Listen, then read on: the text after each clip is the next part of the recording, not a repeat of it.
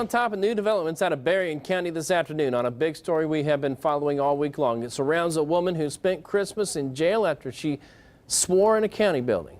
And 24 Hour News 8's Ken Colker has been following every single development. He joins us now live in St. Joe right now with what's happening there this afternoon. So what's going on now that's new here, Ken?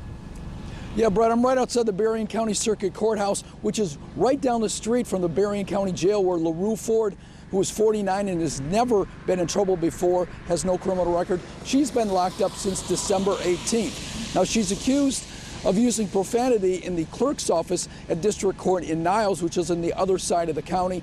Today, just before noon, an attorney with the ACLU showed up with paperwork. He's filing an emergency appeal to take this case to the next level up, which is here at Circuit Court. What he's hoping for is that a judge will either dismiss the case or at least release her immediately pending the outcome of the case. Now, they're basically claiming that the judge violated her First Amendment rights. That's one of the basic things. And also, they're claiming that he abused his power. Reporting live in St. Joseph, Ken Colker, 24 Hour News 8. Ken, let me get this straight. We have one judge that's the one that put her in jail over all this contempt charges.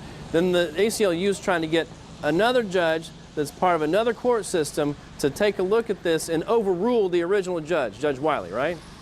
Right. It's actually an appeal that's being filed before a conviction, which is kind of unusual. And what they're hoping for is a hearing this afternoon. Now, I just spoke with that ACLU attorney just a few minutes ago, and so far he has not heard whether they're going to get that hearing this afternoon. They're still trying to learn that. And if that doesn't happen, then she'll likely be locked up for the weekend.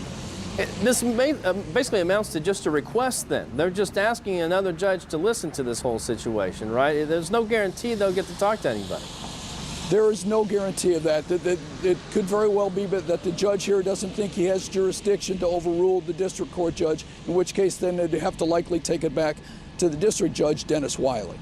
And is there court on Monday? Is this something where she might be in jail? If they don't get this, could be in jail till after the new year? Now, I did ask that of the ACLU attorney. He believes the court here is open on Monday, but I would have to double check that. Back this thing up, Ken, back up to the very beginning here. She was in there because she was trying to get some paperwork taken care of here early on so she could be a truck driver. Is that how that works? Exactly. She moved from Arizona to Indiana. She was trying to get a CDL license to be able to drive truck in Indiana, found out she had a unpaid traffic ticket from Michigan.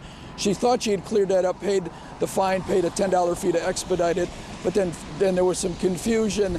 There was some frustration. She went up to the district clerk's office, and they did find out that there was an extra $50 fee. And when she was walking out of the clerk's office, and this is her side, we haven't heard from the clerk or the judge, then she muttered some expletives, and then she was brought into before the judge, and she was arrested, and she's been in jail since December 18th.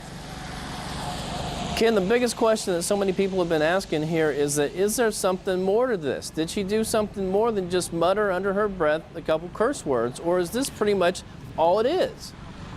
Well, if there is something more to this, we're not hearing, because the clerks will not talk about it, the judge will not talk about it. The court record says plain and simply profanity in clerk's office.